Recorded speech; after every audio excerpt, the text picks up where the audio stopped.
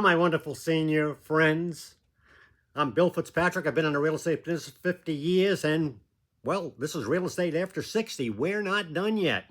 Now, you might get all excited by the idea, gee, I could still make money in real estate. Yes, you can.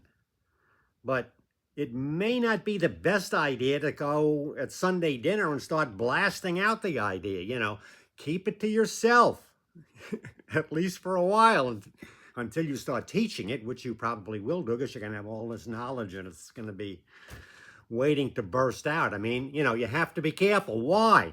Because in a lot of families, there are, you're a senior citizen, so there's a lot of people kind of looking at your bank account or your assets, and the buzzards are flying around. And, if you start saying, well, I'm going to invest in real, they go, oh, Jesus, oh, what the hell are you, Granny? What are you, crazy? You're off your damn rocker? I mean, what are they worried about? I mean, they're worried about that you might lose the money that they're expecting to inherit. I mean, they're all set to pick the meat off the bone. So, I mean, maybe that's not the case. I hope that's not the case. But, keep everything quiet for now. Now we're in a research phase.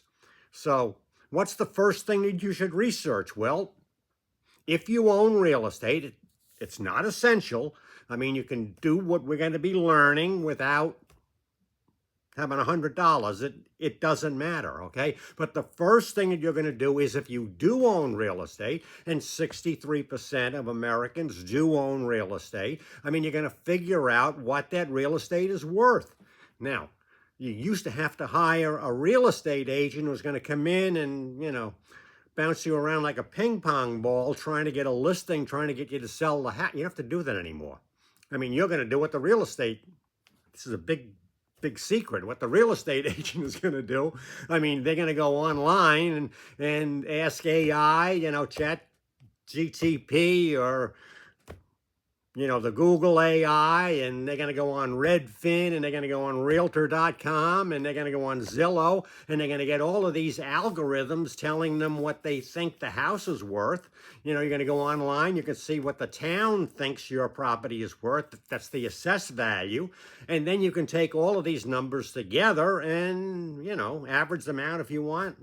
Really doesn't matter. Your house is worth what a ready, willing, and able buyer is willing to pay for it, but you're going to have a pretty good sense of what the house is worth and what your equity is. I mean, your equity is the house is worth.